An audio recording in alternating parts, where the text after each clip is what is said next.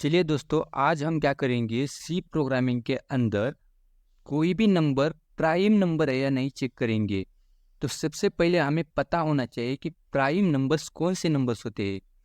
Prime numbers ऐसे numbers होते हैं जो वन से और खुद उसी नंबर से डिविजिबल होते हैं। ऐसे नंबर्स को हम क्या कहते हैं, प्राइम नंबर्स कहते हैं। तो हम क्या करेंगे, हमारे सी लैंग्वेज के अंदर कोड को लिखेंगे और उस कोड को लाइन बाय लाइन एक्सप्लेन करेंगे। सबसे पहले हम लिखेंगे hash include stdio.h। Hash include stdio.h एक प्री प्रोसेसर डायरेक्टरी है जो कि हमारे प्रोग्राम के अंदर हेडर फाइल्स को ऐड करती है, इसलिए हम इस लाइन का यूज़ करते हैं।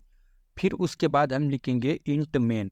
इंट मेन हमारे सी प्रोग्रामिंग का मेन फंक्शन होता है, इसलिए हमने इंट मेन के आगे इंट लगाया है जो कि एक इंटीजर रिटर्न टाइप होता है। जब भी हमारा कोड सक्सेसफुली रन होगा तो हमें रिटर्न करेगा कुछ ना कुछ वैल्यू, इसलिए हमने क्या लिखा है, यहाँ पर इंट लिखा है।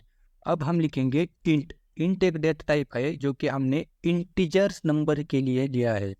उसके बाद हमें एक वेरिएबल की ज़रूरत पड़ने वाली है। हम क्या करेंगे, यहाँ पर एक n नाम का वेरिएबल ले लेंगे और उसके बाद हम क्या करेंगे, एक प्रिंटफ लिखेंगे जो कि हमारे सी कोड के अंदर एक मैसेज प्रिंट होगा, एंटर द नंबर। जब भी हम कोड को रन करेंगे तो हमें एक मैसेज प्रिंट होगा, एंटर द नंबर। सिर्फ उस मैसेज के लिए हमने यहाँ पर इस प्रिंटअप का यूज़ किया है। अब हमें क्या करना है, इस n नाम के वेरिएबल के अंदर हमें कुछ वैल्यू को एंटर करना है। तो हम उसके लिए हम क्या करेंगे, स्कैनफ परसेंटेज डी। अब हमने परसेंटेज डी जो लिया है वो है इंटीजर डेटा टाइप का फॉर्मेट स्पेसिफायर, उसी के लिए हमने यहाँ पर परसेंटेज डी लिखा है। अब हम क्या करेंगे, एड्रेस ऑफ यन। अब इससे क्या होगा, जो भी हम वैल्यू एंटर करेंगे वो उस यन नाम के वेरिएबल के एड्रेस को जाके स्टोर होगी। अब हमने इस यन नाम के वेरिएबल के अंदर वैल्यू तो एंटर कर ली। अब हमें क्या करना है, इटरेशंस करने हैं। हमें ये चेक करना है कि हमारा नंबर उस वन से लेकर उस नंबर तक कितनी बार डिविजिबल है। तो उसके लिए हमें क्या करना पड़ेगा, यहाँ पर हमने फॉर लूप ले लिया। फॉर लूप के अंदर हम क्या करेंगे, एक वेरिएबल ले लेंगे आई नाम का, और उस वेरिएबल को हम क्या करेंगे, वन से इनिशियलाइज करेंगे। अब हमें ये फॉर लूप कब तक चलाना है, तो उसके लिए हमें कंडीशन देनी होगी। हम क्या करेंगे, यहाँ पर आई इज लेस दैन और इक्वल्स टू n। हमारा हमारा ये फॉर लूप इसी नंबर नाम के वेरिएबल तक ही चलेगा। जितनी भी हमारे इस n की वैल्यू होगी, हमारा फॉर लूप उसी n की वैल्यू तक ही चलेगा। इसके लिए हम क्या करेंगे, बाद में हर एक इटरेशन के बाद हमें क्या करना होता है, इस आई वेरिएबल की वैल्यू वन से इंक्रीमेंट करेंगे हम। अब हम क्या करेंगे, इस फॉर लूप के अंदर हमारा जो भी प्राइम नंबर का लॉजिक होगा वो हम उसी प्राइम नंबर के लॉजिक को इसी के अंदर लिखेंगे। तो हमें क्या करना है, हमें डिविजिबिलिटी चेक करनी है। जब भी हम हमारे नंबर को इस आई नाम के वेरिएबल से डिवाइड करेंगे तो हमें क्या रिमाइंडर 0 आना चाहिए। तो उसके लिए हम क्या करेंगे, कंडीशन लिखेंगे, if n mod by I equals to 0। जब भी हमारा नंबर इस आई नाम के वेरिएबल से डिविजिबल होगा और हमें रिमाइंडर देगा, तो हमें क्या करना है, इस इफ की कंडीशन में आके काउंट करना है कि हमारा ये नंबर हमारे इस आई नाम के वेरिएबल से कितनी बार डिविजिबल होता है और उसकी वैल्यू हमें रिमाइंडर 0 मिलता है। तो हम क्या करेंगे, काउंट करेंगे। फिर उसके बाद जब हमारा फॉर लूप कंप्लीट होगा तो हम इस फॉर लूप के बाहर आ जाएंगे। अब हमारे प्राइम नंबर की सिर्फ दो ही पॉसिबिलिटी है, वो नंबर खुद वन से डिविजिबल होकर हमारे रिमाइंडर 0 देना चाहिए, और उसी नंबर से हमें खुद उसी नंबर से डिविजिबल होकर हमें रिमाइंडर 0 देना चाहिए। तो सिर्फ हमारे पास दो ही कंडीशंस होगी हमारे प्राइम नंबर की। तो हम क्या करेंगे, एक इफ की कंडीशन ले लेंगे और इफ की कंडीशन के अंदर हम क्या करेंगे, काउंट की वैल्यू कंपेयर करेंगे 2 से, क्योंकि हमारे दो ही पॉसिबिलिटी है कि हमारा प्राइम नंबर सिर्फ 2 बार ही डिविजिबल होना चाहिए। उसके बाद हम क्या करेंगे, इफ की कंडीशन में आके प्रिंट कर देंगे कि हमारा जो भी नंबर है वो क्या है, प्राइम नंबर है। जो भी हमारा नंबर है हम क्या करेंगे, गिवन इंटीजर इस प्राइम नंबर, ये हम मैसेज प्रिंट करेंगे अगर हमारा नंबर प्राइम नंबर होगा। अगर हमारा नंबर प्राइम नंबर नहीं होगा तो हमारी जो काउंट की वैल्यू है वो 2 के बराबर नहीं आएगी। तो हम क्या करेंगे, एल्स के अंदर जाएंगे और प्रिंट कर देंगे कि हमारा नंबर प्राइम नंबर है। Given integer is not the prime number. अब हम क्या करते हैं, इस कोड को कंपाइल करेंगे और रन करके देखेंगे कि एक कोड हमारा कंप्लीट हो गया है या नहीं। तो हम क्या करेंगे, इस कोड को कंपाइल करेंगे। अब इसके अंदर हमने जो भी वेरिएबल लिए थे हमने उन्हीं वेरिएबल को डिक्लेयर नहीं किया है। तो हम क्या करेंगे, जो जो हमारे वेरिएबल्स हमने लिए थे हम क्या करेंगे, उन्हीं वेरिएबल्स को यहाँ पर डिक्लेयर करेंगे। तो हमने एक आई नाम का वेरिएबल लिया था और हमने काउंट नाम का वेरिएबल लिया था, और उसके अंदर हम क्या करेंगे, काउंट की वैल्यू 0 से इनिशियलाइज करेंगे। चलिए अब हम देखते हैं कि हमारा कोड सक्सेसफुली हो गया है नहीं। तो आप यहाँ पर देख सकते हो कि हमारे कोड के अंदर कोई एरर नहीं है और कोई वार्निंग्स नहीं है। तो हम क्या करेंगे, इस कोड को रन करेंगे और देखेंगे कि जो भी हम वैल्यू एंटर करेंगे वो वैल्यू प्राइम वैल्यू है या नहीं। तो हमने क्या 5 नंबर को एंटर किया है, जो कि गिवन इंटीजर एक प्राइम नंबर है, वो मैसेज आ रहा है। तो हमारा 5 जो भी नंबर है वो क्या है, वो एक प्राइम नंबर है। फिर से एक बार हम क्या करेंगे, एक वैल्यू एंटर करेंगे। अब देखेंगे कि given integer is not a prime, क्योंकि हमारा 6 जो है ये 2 के और 3 के टेबल में आता है, 2 के और 3 के टेबल में आता है। तो अब हम क्या करेंगे, इस कोड को लाइन बाय लाइन एक्सप्लेन करेंगे। सबसे पहले क्या है, हैश इंक्लूड stdio.h लिखा है, जो कि एक प्री प्रोसेसर डायरेक्टरी है, जो कि हमारे कोड के अंदर हम उसका यूज़ करते हैं हेडर फाइल के कंटेंट को ऐड करने के लिए। फिर उसके बाद हमने क्या किया, एक इंट मेन नाम का मेन फंक्शन लिखा है। उसके अंदर हमने क्या किया, एक इंटीजर डेटा टाइप को लिया है और n नाम का एक वेरिएबल लिया है। फिर उसके बाद i नाम का वेरिएबल लिया है और एक काउंट नाम का वेरिएबल लिया है, जो कि हमने काउंट नाम के वेरिएबल की वैल्यू इनिशियली 0 रखी है। फिर उसके बाद हमने क्या किया, एक printf नाम का प्रीडिफाइंड फंक्शन ले लिया। उसके अंदर हमने क्या किया, इंटर द नंबर। जब भी हम कोड को रन करेंगे तो हमें एक मैसेज शो होगा, इंटर द नंबर।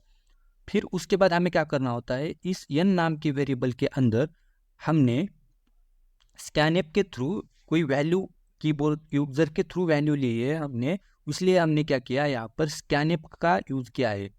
फिर उस हमने फॉर लूप के अंदर क्या किया है, इस आई नाम के वेरिएबल को 1 से इनिशियलाइज किया है, क्योंकि हमने इस फॉर लूप को 1 से स्टार्ट किया है। फिर इस आई नाम के वेरिएबल की वैल्यू हमने क्या की है, इस n नाम के वेरिएबल के इक्वल रखी है। जैसे भी इस आई नाम के वेरिएबल की वैल्यू इस n नाम के वेरिएबल के अंदर की वैल्यू से इंक्रीज होगी तो क्या होगा, ये फॉर लूप हमारा टर्मिनेट होगा, हम उस फॉर लूप के बाहर चले जाएंगे। फिर हमने क्या लिखा है इस अपडेट में, जब भी हमारा इस फॉर लूप का इटरेशन होगा तो जो हमारी आई की वैल्यू है वो क्या होगी, 1 से इंक्रीमेंट होगी। फिर हमें क्या करना है, जो भी हमारा प्राइम नंबर का लॉजिक है हम क्या करेंगे, एक कंडीशन देंगे, नंबर प्राइम नंबर है नहीं चेक करेंगे, उस नंबर को इस आई नाम के वेरिएबल से कितनी बार डिविजिबल होता है और रिमाइंडर 0 देता है ये चेक करेंगे। तो हमने उसके लिए एक इफ की कंडीशन लगाई है, जो कि जब भी हमारा रिमाइंडर 0 होगा तो हम इस इफ की कंडीशन में जाएंगे और काउंट की वैल्यू इंक्रीमेंट करेंगे 1 से। तो हम क्या करेंगे, 1 बाय 1 इटरेशन को देखेंगे। मान लीजिए हमने एक नंबर एंटर कर लिया 5, तो वो नंबर क्या होगा, हमारे इस n नाम के वेरिएबल के अंदर जाके स्टोर होगा। फिर हमारे फॉर लूप में आएंगे हम। फॉर लूप के अंदर हमने क्या किया था, इस आई नाम की वेरिएबल को स्टार्ट किया था 1 से।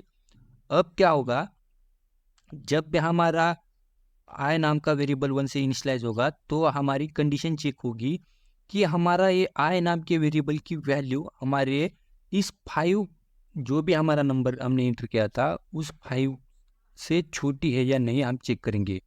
अगर ये वैल्यू छोटी होगी तो हम क्या करेंगे, इस फॉर लूप के अंदर एंटर करेंगे। अब जब हम इस फॉर लूप के अंदर आएंगे तो हमें एक कंडीशन चेक करनी है कि हमारा ये 5 इस आई से मीन्स 1 से डिविजिबल होके हमें रिमाइंडर 0 देता है या नहीं। तो इस कंडीशन में एक कंडीशन ट्रू होगी तो हम क्या करेंगे, इस इफ नाम के कंडीशन के अंदर चले जाएंगे और काउंट की वैल्यू करेंगे हम इंक्रीमेंट 1 से। फिर उसके बाद हम क्या करेंगे, जो भी हमारी इस 1 जो हमारा आई की वैल्यू थी उसको हम क्या करेंगे 1 से इंक्रीमेंट करेंगे। उसके बाद हम क्या करेंगे, सेकंड इटरेशन में जाएंगे। सेकंड इटरेशन में जाने के बाद जो हमारी इस आई की वैल्यू थी वो क्या होगी, 2 होगी। उसके बाद हम कंडीशन चेक करेंगे कि हमारा 2 5 से छोटा है या नहीं।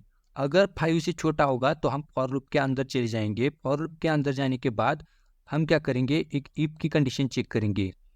इस कंडीशन में देखेंगे कि हमारा जो भी 5 है हम हमारे 2 से डिविजिबल होके रिमाइंडर हमें 0 नहीं दे रहा है। तो हम क्या करेंगे, इस कंडीशन में इफ के कंडीशन के अंदर नहीं जाएंगे, हम सीधा जाएंगे, हमारा जो भी 2 था उसको हम इंक्रीमेंट करेंगे।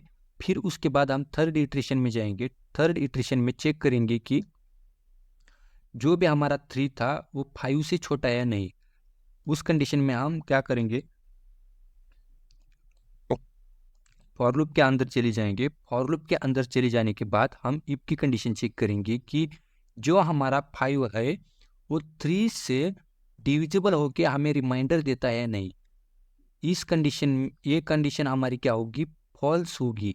फिर उसके बाद हम क्या करेंगे, जो हमारे 3 की वैल्यू थी हम उसको कर देंगे 1 से इंक्रीमेंट। तो उस 1 से इंक्रीमेंट होने के बाद हम फोर्थ इटरेशन में चले जाएंगे। फोर्थ इटरेशन में देखेंगे कि हमारा जो 4 था वो 5 से छोटा है या नहीं। अगर 5 से छोटा होगा तो हम फॉर लूप के अंदर चले जाएंगे। फॉर लूप के अंदर जाने के बाद हम इफ की कंडीशन चेक करेंगे कि जो भी हमारा 5 है वो 4 से डिविजिबल होके हमें रिमाइंडर दे रहा है या नहीं। तो इस कंडीशन में हमारा 5 4 से डिविजिबल नहीं है तो हम इस इफ की कंडीशन में नहीं जाएंगे। हम क्या करेंगे, जो भी हमारा 4 था उसको 1 से इंक्रीमेंट करेंगे। तो हम क्या करेंगे, फिफ्थ इटरेशन में चले जाएंगे। अब फिफ्थ इटरेशन में हम देखेंगे कि जो अभी हमारा 5 है वो 5 से छोटा और इक्वल्स है क्या। तो इस कंडीशन में ये भी कंडीशन ट्रू हो गया हमारी। हम इस कंडीशन के अंदर चले जाएंगे, फॉर लूप के अंदर चले जाएंगे। और फॉर लूप के अंदर चले जाने के बाद हम इफ की कंडीशन चेक करेंगे कि हमारा 5 से डिविजिबल होके हमें रिमाइंडर दे रहा है या नहीं। तो इस कंडीशन में हमारी ये कंडीशन ट्रू होगी तो हम क्या करेंगे, इफ की कंडीशन के अंदर चले जाएंगे। इफ की कंडीशन में चले जाने के बाद हम जो भी हमारा काउंट था हम उस काउंट की वैल्यू को 1 से इंक्रीमेंट करेंगे।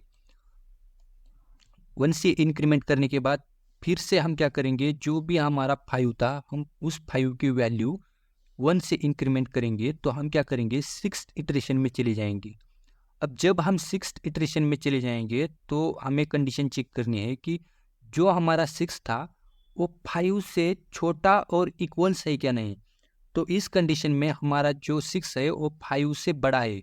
तो ऐसे कंडीशन में क्या होगा, जो भी हमारा फॉर लूप था वो फॉर लूप के अंदर हम नहीं जाएंगे, हमारा फॉर लूप टर्मिनेट होगा और हम उस फॉर लूप के बाहर चले जाएंगे। अब फॉर लूप के बाहर चले जाने के बाद हमें एक कंडीशन चेक करनी है कि जो भी हमारा काउंट था वो 2 से बराबर है या नहीं।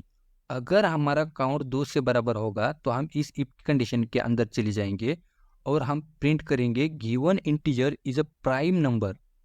अगर हमारा काउंट 2 से बराबर नहीं होगा तो हम एल्स की कंडीशन में चले जाएंगे और एल्स की कंडीशन में चले जाने के बाद हम क्या करेंगे, प्रिंट कर देंगे जो भी हमारा इंटीजर है वो प्राइम नंबर नहीं है।